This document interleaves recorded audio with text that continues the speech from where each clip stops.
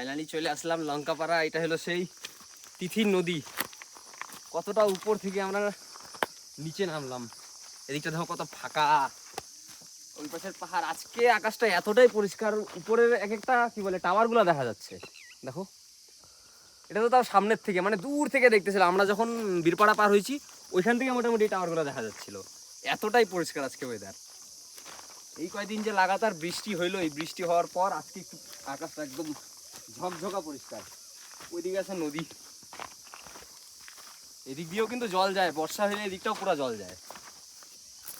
ওই সাইডের তো সব ভুটান পাহাড়। এটাও কিন্তু পিকনিক খাওয়ার মতন একটা ভালো জায়গা। নিচে নামে, উপরে তো পিকনিক স্পট আছে, কিন্তু নিচে যদি নামতে চাও নিচে আরো অসাধারণ ভিউ আছে।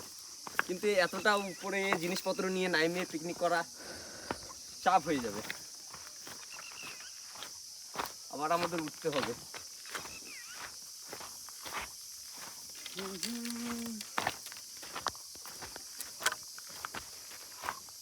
এতদিন খালি উপর থেকে দেখতাম নদীটা, আজকে আসলাম। তাও ফটো তুলি এক দুটা রে।